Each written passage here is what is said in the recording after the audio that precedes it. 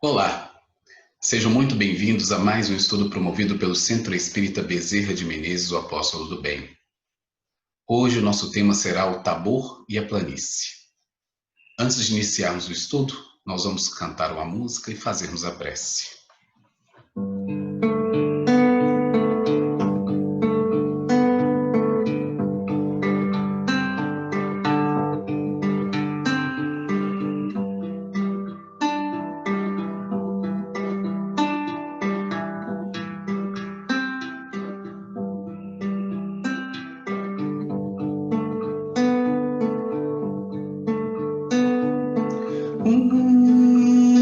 Uma voz bradou em cada coração, buscando reacender a chama do ideal, vivida por Jesus, e encontrou dureza em cada coração, luta, reformar, erguer e transformar, levando ao Senhor doutrina de luz, espiritismo cristão. Reergue o irmão a chorar em vão, cumpriu teu legado aos homens melhorar, ergue o estandarte, Deus Cristo e caridade.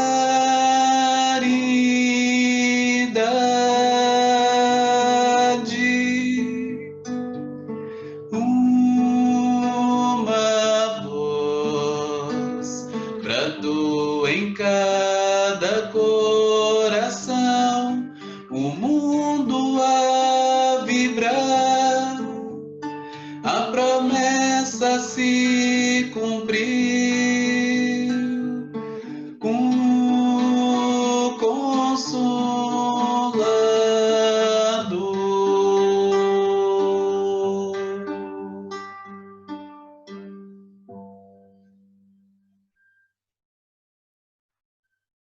Senhor Jesus, queridos amigos espirituais aqui presentes, nós agradecemos por mais esta oportunidade de aqui nos encontrarmos,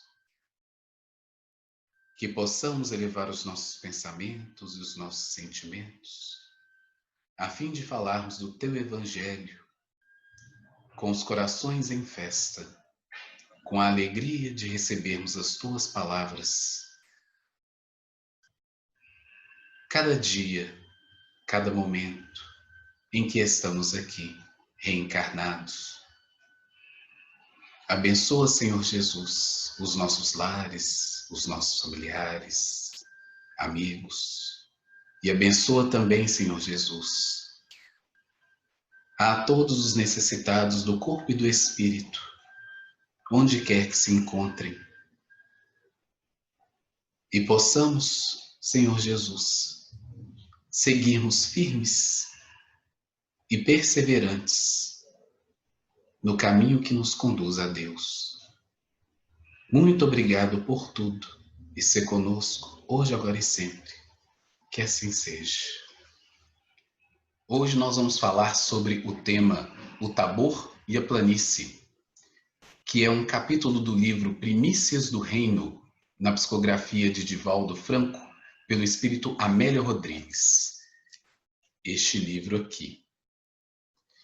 Neste livro, Amélia Rodrigues faz uma releitura de várias passagens do Evangelho, com uma nova linguagem, atualizando o nosso conhecimento sobre as narrativas evangélicas, com uma linguagem excepcionalmente bela, que é uma característica deste espírito, que quando encarnada na Bahia, foi uma poetisa, e ela traz então estas passagens evangélicas, atualizando para nós com o que ela chama de respingos históricos, de uma forma que nós possamos compreender de uma maneira mais ampla os estudos que nós fazemos do Evangelho e dessas passagens.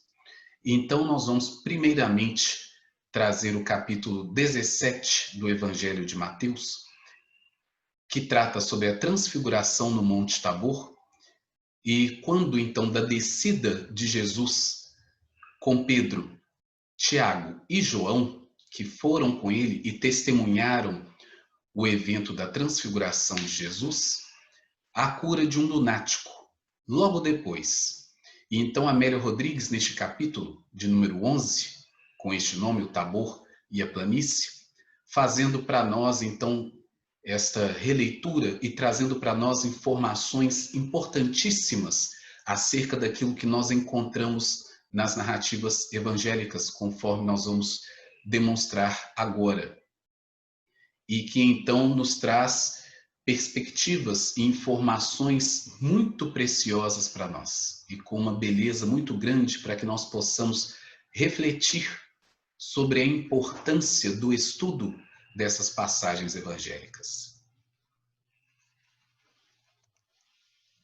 Nós vamos encontrar então a passagem sobre a transfiguração no Monte Tabor no capítulo 17 de Mateus, versículos 1 a 13. 6 dias depois, tomou Jesus consigo a Pedro, a Tiago e a João, irmão deste, e os conduziu em particular a um alto monte. E foi transfigurado diante deles. O seu rosto resplandeceu como o sol, e as suas vestes tornaram-se brancas como a luz. E eis que lhes apareceram Moisés e Elias, falando com ele. Pedro, tomando a palavra, disse a Jesus: Senhor, bom é estarmos aqui. Se queres, farei aqui 3 cabanas, uma para ti, outra para Moisés e outra para Elias. Estando ele ainda a falar, eis que uma nuvem luminosa os cobriu, e dela saiu uma voz que dizia: Este é o meu filho amado, em quem me comprazo. A ele ouvi. Os discípulos, ouvindo isso, caíram com o rosto em terra e ficaram grandemente atemorizados. Chegou-se, pois, Jesus e tocando-os disse: Levantai-vos e não temais. E erguendo eles os olhos, não viram a ninguém, senão a Jesus somente. Enquanto desciam do monte, Jesus lhes ordenou: A ninguém conteis a visão, até que o Filho do Homem seja levantado dentre os mortos. Perguntaram-lhe os discípulos: Por que dizem então os escribas que é necessário que Elias venha primeiro? Respondeu ele: Na verdade, Elias havia de vir e restaurar todas as coisas. Digo-vos, porém, que Elias já veio, e não o reconheceram, mas fizeram-lhe tudo o que quiseram. Assim também, o Filho do Homem há de padecer às mãos deles. Então entenderam os discípulos que lhes falava a respeito de João, o Batista. Olha só, esta é a passagem sobre a transfiguração no Monte Tabor. Então, nesta passagem belíssima, conforme a narrativa evangélica, nós vemos aí Jesus na companhia de 3 de seus discípulos, Pedro, Tiago e João, que eram irmãos. E então acontece a transfiguração, o fenômeno mediúnico da transfiguração. Nós não vamos entrar em detalhes sobre a transfiguração propriamente dita, mas para aqueles que quiserem saber mais sobre este fenômeno mediúnico, ele está bem descrito, detalhado e explicado no Livro dos Médiuns, no capítulo 7, da segunda parte do livro dos Médiuns, que é o capítulo sobre transfiguração e bicorporeidade. Vejam só.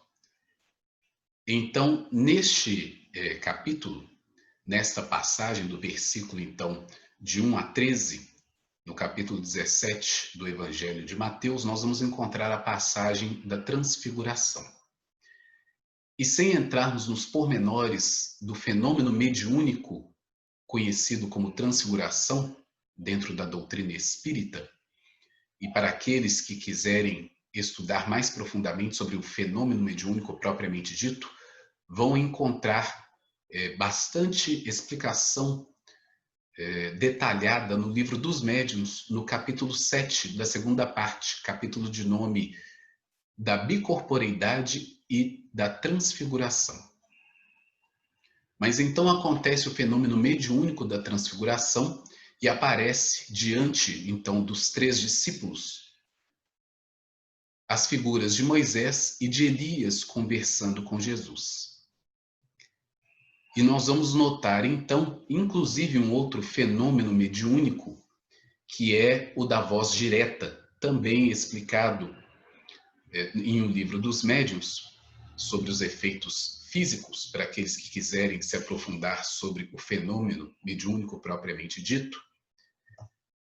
E nós vamos, então, encontrar aqui, muito interessante, que o fenômeno foi tão intenso que os próprios discípulos, né, por alguns breves momentos, acreditaram se tratar das pessoas, né, como se estivessem encarnadas. Né, e quando então perguntam para Jesus, né, se queres, farei aqui 3 cabanas, uma para ti, outra para Moisés e outra para Elias.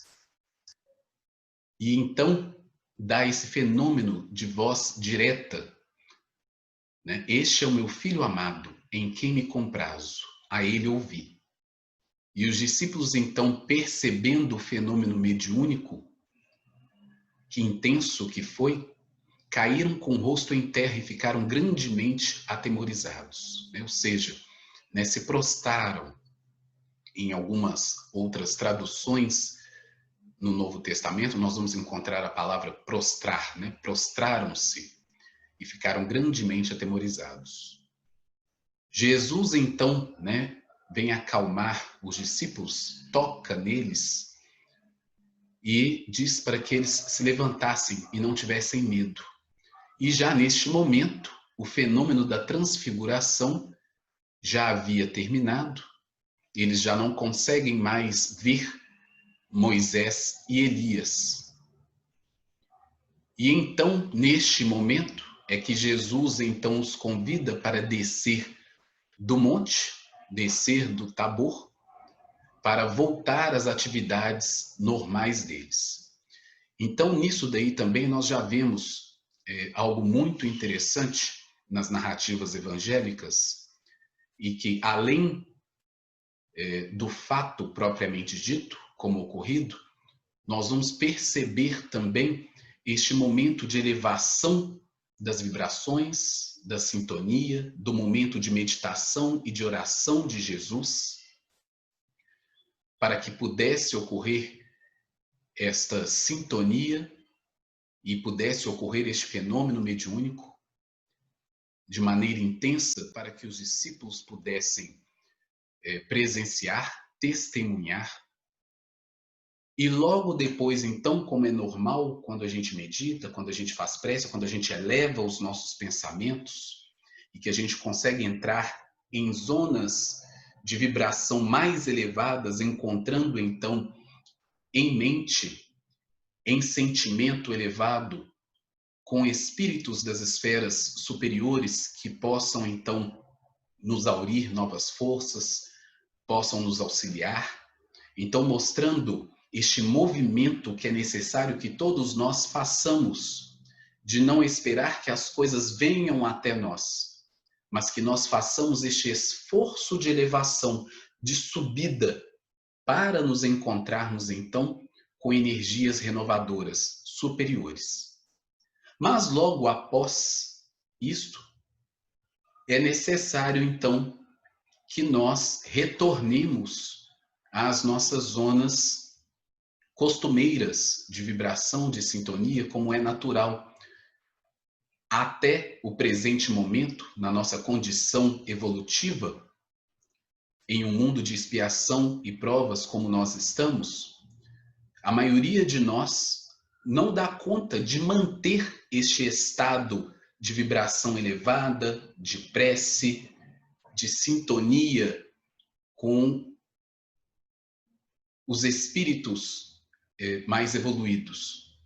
Mesmo com aqueles que estão mais próximos de nós, que nós chamamos de anjo da guarda, espírito protetor. No dia a dia, a nossa vibração tem uma oscilação comum. Ora estamos alegres, ora estamos chateados ou com raiva, transitando aí pelo espectro das emoções que já falamos em outra oportunidade. Então é muito comum, no momento de prece, a gente consegue se libertar daquilo que é costumeiro para nós, atingimos uma sintonia mais elevada, passados ali alguns momentos da prece ou da meditação, a gente volta ao nosso normal, mas sempre tendo recebido alguma coisa de melhor deste momento. Então nós vemos aí essa metáfora também, essa alegoria na passagem evangélica, mostrando este momento de Jesus e os três que estavam com ele. Logo após, então, descem, retornam para as suas atividades costumeiras. E aí na narrativa de Amélia Rodrigues, no livro Primícias do Reino, logo após, então, este momento, ela narra para nós, ampliando e atualizando a passagem evangélica, o seguinte texto. Desçamos ao vítreo mestre. Não poderíamos demorar-nos aqui? Indaga Simão Pedro. É necessário descer, retruca Jesus. Busquemos os que não dispõem de forças para subir. Os homens necessitam de nós. A nossa é a glória deles. Para eles sejam nossas alegrias e para nós as suas dores. Depois da comunhão com os céus, a convivência entre os que se demoram na terra. O paraíso seria para nós estranho presídio sem aqueles que no ergástulo das aflições anseiam pelo país da liberdade. Desçamos, os homens para quem eu venho nos esperam. Então, olha só que esclarecedor Amélia Rodrigues nos trazendo essa atualização da passagem evangélica, mostrando para nós esse diálogo que não aparece nas Escrituras, que não aparece na passagem no Novo Testamento. Jesus, então, dialogando com os três discípulos da necessidade da descida, como comentávamos. Depois deste momento de elevação e de aurir novas energias, de aurir novas forças, retornar para as zonas de trabalho. Porque Jesus, como ele mesmo disse, não veio para os sãos, veio para os doentes. Então não faria sentido manter-se indefinidamente no alto do monte, alegoricamente falando, sem entrar em contato com aqueles a quem ele veio socorrer. Ou seja, colocar-se em trabalho, colocar-se em atividade. Então ali ele já exemplifica e já ensina para os discípulos, e portanto para nós também, de maneira atemporal, esta necessidade do trabalho, de elevação, de busca de energias mais sublimes, mais elevadas, que possam nos renovar os propósitos, que possam nos sustentar, para que nós então possamos distribuir com os nossos companheiros, que estão conosco na caminhada, no trabalho. Então isso é muito importante. E aí o interessante que na passagem evangélica, conforme nós vamos encontrar no Evangelho de Mateus, dos versículos 14 e seguintes até o 23º, logo depois então da descida do Monte Tabor, logo depois então do fenômeno mediúnico da transfiguração, nós vamos encontrar outros discípulos aflitos numa situação de obsessão grave, em que eles estão tentando fazer como Jesus havia dito para fazerem, né? Curarem os doentes, afastarem, né, os espíritos imundos, né, como eles diziam à época, ou os demônios, conforme eles entendiam, e o fracasso deles em não conseguir fazer exatamente isso, afastar um espírito obsessor do obsediado. E então nós vamos encontrar na sequência desta passagem reflexões importantíssimas para nós, pensando nisso daí, e como Amélia Rodrigues consegue trazer para nós a relação entre estes dois momentos da mesma passagem de maneira brilhante, para que nós possamos entender isso ainda nos dias atuais, pois que os fenômenos mediúnicos, o intercâmbio com o mundo espiritual no dia a dia é algo comum para nós, mesmo quando nós não percebemos, não estamos na vigília em relação aos nossos estados mentais e emocionais, e também no lidar com os nossos companheiros no dia a dia, que também têm as suas próprias sintonias com os espíritos que nos rodeiam a todos, e de como então Jesus trata este momento e depois a explicação dele, tanto no Evangelho, conforme nós encontramos nas Escrituras, quanto com o que Amélia Rodrigues nos atualiza do diálogo dele com os discípulos, explicando o que havia acontecido. E então agora o momento da planície. Por isso o Tabor e a planície, né? O alto e o baixo. E nós vamos encontrar então na narrativa evangélica, na sequência, como disse, dos versículos 14 a 23. Quando chegaram à multidão, aproximou-se de Jesus um homem que, ajoelhando-se diante dele, disse: Senhor, tem compaixão de meu filho, porque é epilético e sofre muito, pois muitas vezes cai no fogo e muitas vezes na água. Eu o trouxe aos teus discípulos e não o puderam curar. E Jesus respondendo disse: Ó geração incrédula e perversa, até quando estarei convosco? Até quando vos sofrerei? Trazei-mo aqui. Então Jesus repreendeu ao demônio, o qual saiu do menino, que desde aquela hora ficou curado.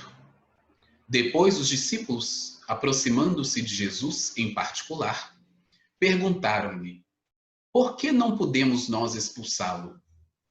Disse-lhes ele: Por causa da vossa pouca fé. Pois em verdade vos digo que se tiverdes fé, como um grão de mostarda, direis a este monte: Passa daqui para colar, e ele há de passar, e nada vos será impossível. Mas esta casta de demônios não se expulsa senão à força de oração e de jejum. Ora, achando-se eles na Galileia, disse-lhes Jesus: O Filho do Homem está para ser entregue nas mãos dos homens, e matá-lo-ão, e ao terceiro dia ressurgirá. E eles se entristeceram grandemente.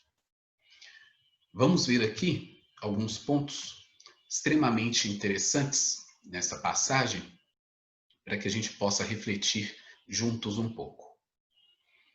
Então, o versículo 14 é logo depois da descida do Monte Tabor, em que acontece o fenômeno da transfiguração, como dissemos.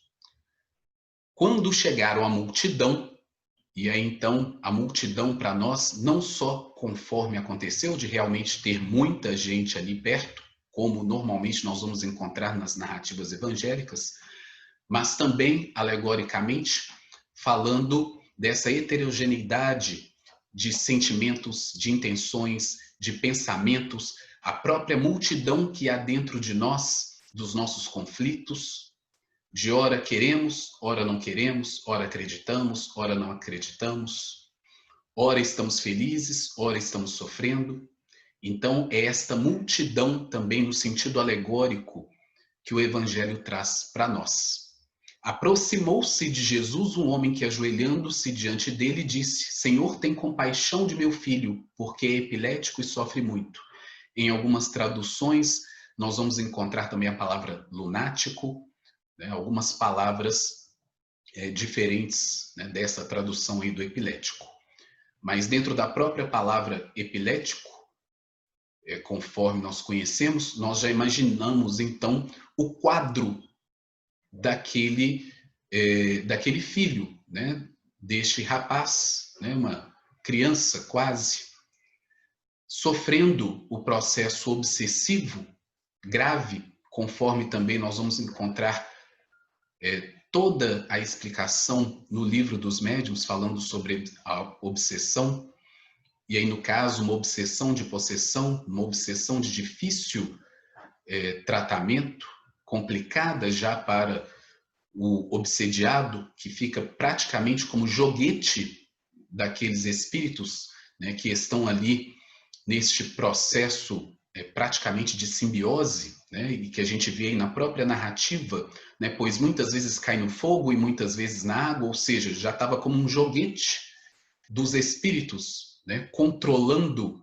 na maior parte das vezes, as suas ações, o próprio corpo, o que muitas pessoas, né, chamam de possessão, mas nós entendemos na doutrina espírita não se tratar de possessão, mas sim de uma obsessão gravíssima, em que os espíritos ali, já completamente conectados em termos de sintonia, de pensamento, de perispírito, controlando as ações do obsediado, cuja vontade já está enormemente enfraquecida, se permitindo então a estes ataques, é o quadro então que Jesus e esses 3 discípulos vêm a encontrar logo depois da descida do monte.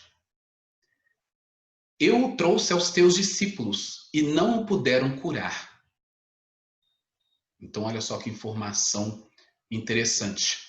Os discípulos de Jesus, né, os outros discípulos, pois que Jesus estava com Pedro, Tiago e João no monte, então os outros discípulos já tinham tentado curar, né, já tinham tentado afastar os espíritos obsessores deste jovem. E Jesus respondendo disse: ó geração incrédula e perversa, até quando estarei convosco? Até quando vos sofrerei? Trazei-mo aqui. Então Jesus dá essa reprimenda, né, aos discípulos, deles não terem conseguido fazer isso, e pedem para que o rapazinho, né, seja trazido até Jesus. Então Jesus repreendeu ao demônio, o qual saiu do menino, que desde aquela hora ficou curado. Então Jesus faz este afastamento, né, do ou dos espíritos obsessores, e o menino então, conforme a narrativa, né, imediatamente já dá sinais, né, de estar plenamente restaurado, né, de sua própria vontade, né, de estar respondendo por si mesmo. Depois, os discípulos, aproximando-se de Jesus em particular, né, por outras vezes, nós vamos encontrar nas narrativas evangélicas a figura dos discípulos se encontrando com Jesus em particular para poder então receber instruções mais aprofundadas que Jesus não poderia dar para a multidão, como já falamos, né, quais são as características da multidão. Então a multidão com certeza não entenderia, não estava preparada para que se fosse falado todas as coisas de maneira mais explícita, mais aberta. Ele falava dessas coisas com mais profundidade, em particular com os seus discípulos. Então perguntaram-lhe: por que não podemos nós expulsá-lo? Disse-lhes ele: por causa da vossa pouca fé. Então, olha só, primeiro Jesus, na narrativa evangélica, fala da questão da fé. e compara a fé a um grão de mostarda, que nós sabemos ser um grão minúsculo. É um grãozinho realmente minúsculo e que é bastante interessante na natureza, na botânica, considerando o tamanho que é um pé de mostarda quando adulto, em comparação ao tamanho minúsculo que é a semente. Então Jesus faz essa referência, faz essa alegoria, e nós já pensamos então o que é a fé realmente. E o poder que a fé tem quando verdadeira, ou como nós vamos ver na literatura espírita também, né, a fé viva. Então, como um grão de mostarda, né, direis a este monte, passa daqui para colar, e ele há de passar, e nada vos será impossível. Então, Jesus falando aí para nós também, em relação às dificuldades, né, um monte das dificuldades que nós todos trazemos em nós, que com fé nós podemos então movimentar energias, né, o mover, né, passa daqui para colar, e ele há de passar.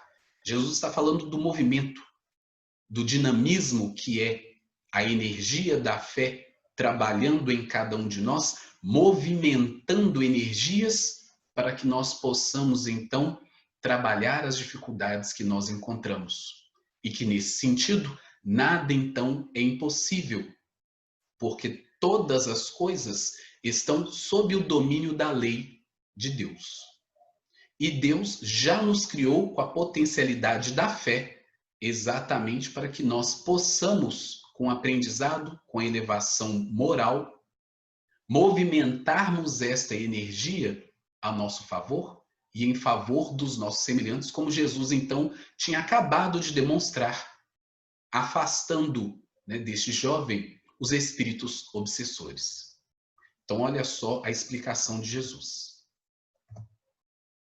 E ele continuou falando que esta casta de demônios, né, ou seja, destes espíritos, não se expulsa senão à força de oração e de jejum.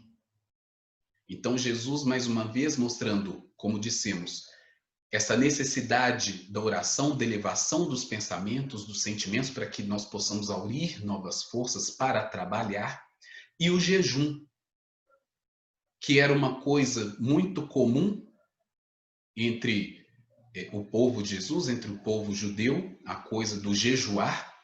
Mas Jesus está falando aqui não só esse jejum que eles tinham o costume de fazer, do ficar sem comer, mas falando sobre o jejum de uma série de outros pensamentos, emoções e atitudes nossas, daquilo a qual nós vamos renunciar, deixar de lado as nossas vontades. Então é fazer jejum também destas coisas. Ou seja, disciplina, o disciplinar pensamentos, disciplinar as emoções, disciplinar as atitudes, disciplinar as palavras. Então é jejuar, ou seja, deixar de nos alimentarmos de tudo aquilo que nos enfraquece física e espiritualmente. Sem isso, então, conforme Jesus está colocando, não é possível nós lidarmos com esse tipo de espíritos, ou seja, lidarmos com a obsessão, ajudarmos no tratamento de obsidiados e de obsessores. Ora, achando-se eles na Galileia, disse-lhes Jesus: o Filho do Homem está para ser entregue nas mãos dos homens, e matá-lo-ão, e ao terceiro dia ressurgirá. E eles se entristeceram grandemente. Aqui nós vamos encontrar Jesus, né, nesse mesmo dia, depois de descer do Tabor, fazendo uma referência, neste caso, para Pedro, Tiago e João, ao que ele havia dito enquanto desciam do Monte Tabor, que eles não contassem aquilo para ninguém, até que ele então morresse e ressuscitasse. Então, quando aqui no versículo 23, né, ele fala que matá-lo-ão e ao terceiro dia ressurgirá ou ressuscitará, em algumas traduções, ele está já dando esta dica, né, para Pedro, João e Tiago, a quem ele tinha dito então, né, momentos antes, enquanto eles desciam do monte, que este seria o momento então que eles poderiam revelar aquilo que havia acontecido no Monte Tabor. Nós vamos encontrar então a relação do versículo 23 com o versículo 9. Então, olha só, enquanto desciam do monte, Jesus lhes ordenou: a ninguém conteis a visão até que o Filho do Homem seja levantado dentre os mortos. Então, neste momento, nós entendemos que Pedro, Tiago e João entendem exatamente que momento será esse, porque Jesus já estava avisando para eles o que iria acontecer com ele, né, algum tempo depois. E aí nós vamos encontrar na narrativa de Amélia Rodrigues, neste capítulo, atualizando para nós este diálogo de Jesus, explicando sobre o porquê os outros discípulos não haviam conseguido expulsar, né, aquele espírito do jovem.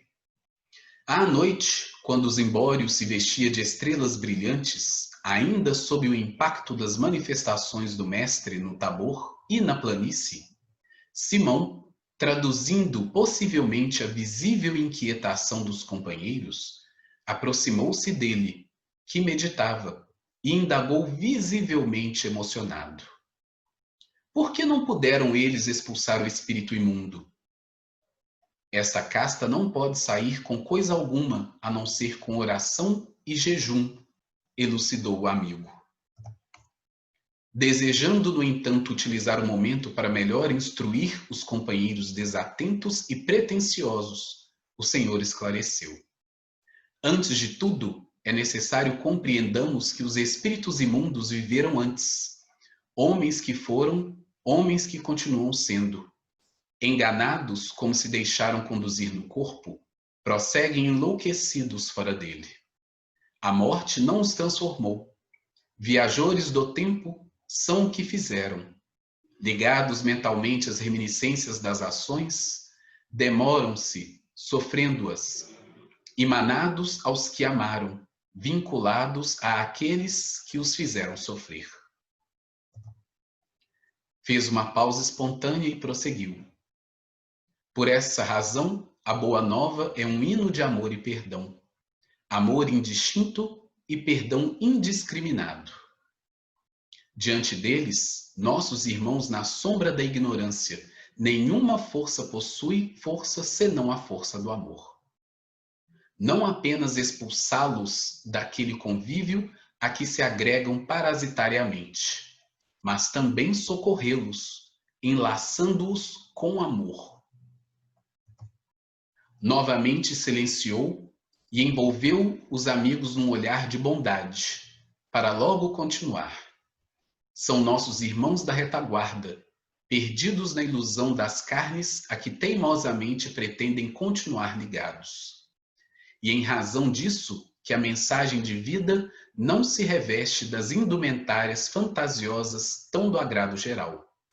É semente de luz para a fecundação no solo do espírito.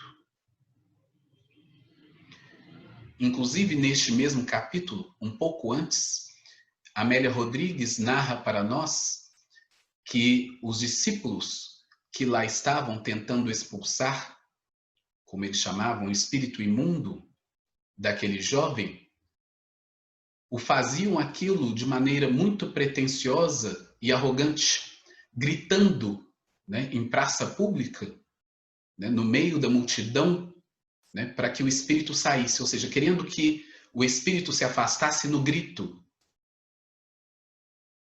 sem ter este cuidado e este pensamento daquilo então que Jesus passa a explicar para Simão Pedro, falando sobre esta questão do amor, sobre a bondade, sobre aquilo que o Evangelho vem ensinar, a boa nova. E por isso ela fala aqui, logo no início, né, desejando, no entanto, utilizar o momento para melhor instruir os companheiros desatentos e pretensiosos, porque eles queriam, né, ganhar à conta da força, do grito, né? E isto foi uma atitude muito arrogante, muito pretensiosa, achar que com isso eles teriam alguma autoridade moral para poder afastar, né, um espírito obsessor. Então, olha só, né, que interessante, Jesus trazendo para nós, na ampliação aí da narrativa evangélica pelo espírito Amélio Rodrigues, essa explicação importantíssima de Jesus para os discípulos e para nós sobre o amor.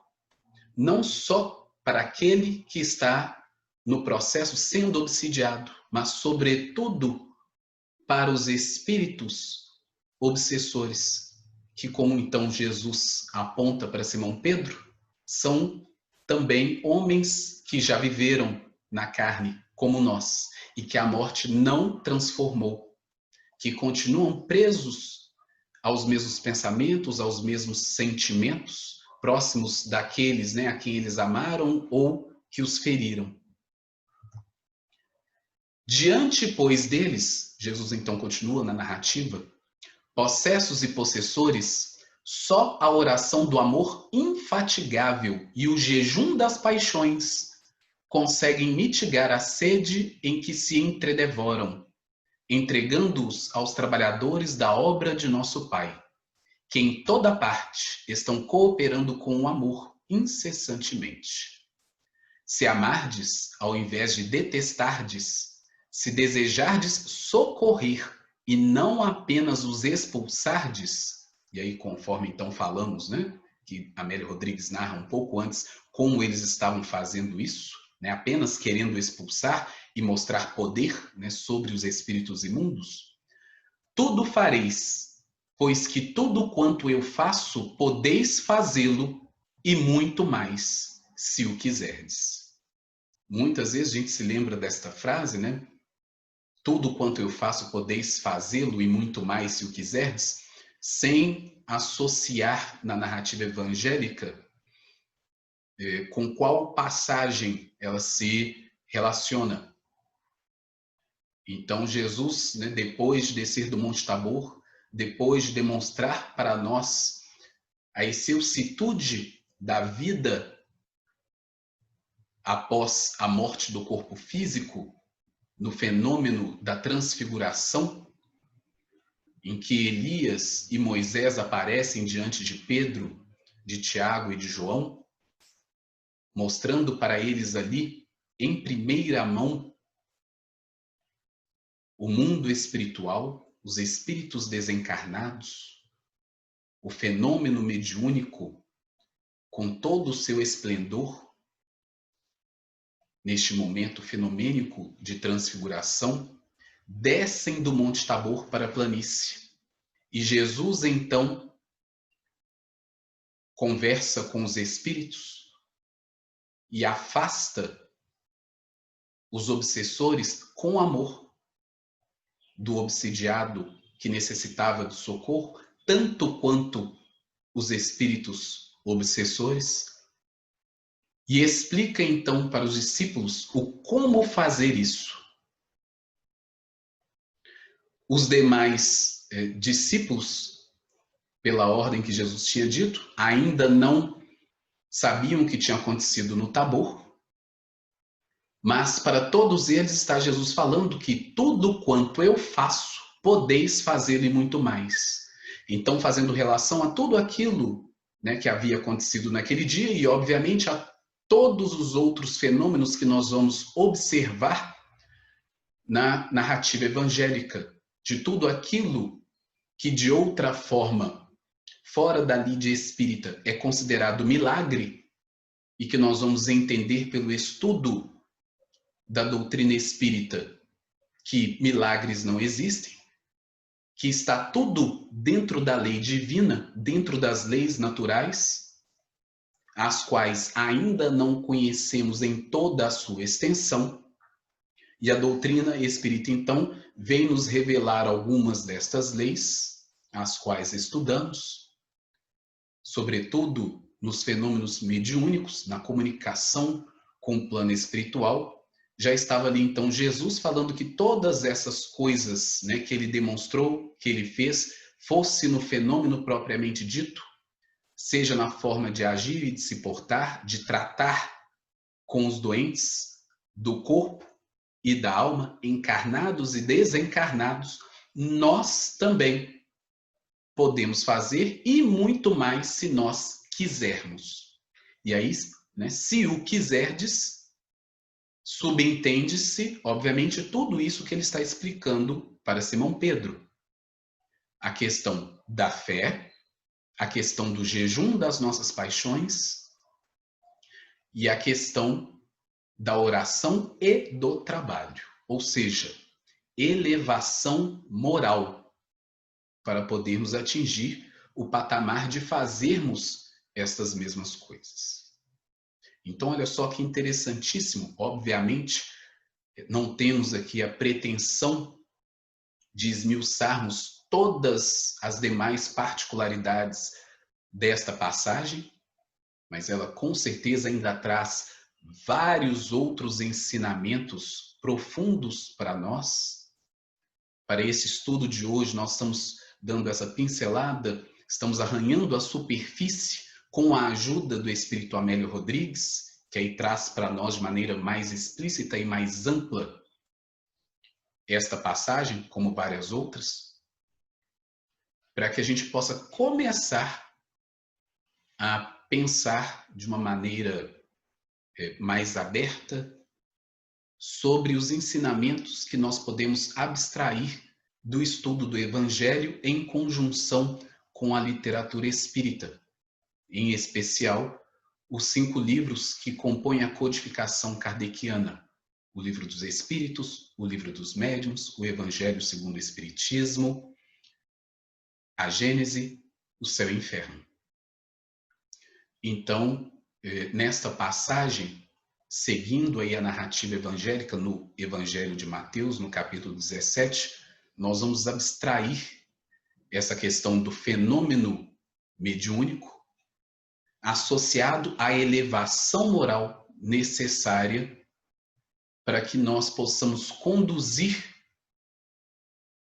o tratamento dos doentes, o tratamento das obsessões, através do amor, da fé, da elevação moral, do jejum das nossas paixões, ou seja, da disciplina, da melhoria contínua que nós devemos empreender em nós mesmos. Mas, de qualquer forma, fica esta consolação de Jesus para nós, não só na terceira revelação, que é a doutrina espírita, mas, sobretudo, em suas palavras em dizer que tudo quanto eu faço, podeis fazê-lo e muito mais, se o quiserdes. Então, nós podemos muito mais, enquanto estamos nessa estrada, nesta carreira que nos está proposta, conforme as palavras de Paulo de Tarso aos Hebreus, que nós possamos correr com paciência a estrada e a carreira que nos estão propostas. Nós agradecemos por mais esta oportunidade que o Centro Espírita Bezerra de Menezes, o Apóstolo do Bem, nos oferece de trabalhar, de estarmos aqui com vocês de maneira virtual, sabendo que os nossos pensamentos e os nossos sentimentos, elevados em busca de sintonia com os nossos benfeitores espirituais, com Jesus, nos oportunizam este momento de tranquilidade, de serenidade, em meio ao momento conturbado, e que possamos levar estas energias serenas e benfazejas àqueles que estão ao nosso redor, encarnados e desencarnados. Muito obrigado, Senhor Jesus, por tudo quanto tem nos oferecido através da Boa Nova. Possamos receber e acolher as sementes do Evangelho em nossos corações e possamos, com a nossa vontade, com a nossa fé, fazermos do nosso coração terreno fértil, a fim de multiplicarmos as suas bênçãos. Se conosco, hoje, agora e sempre, que assim seja.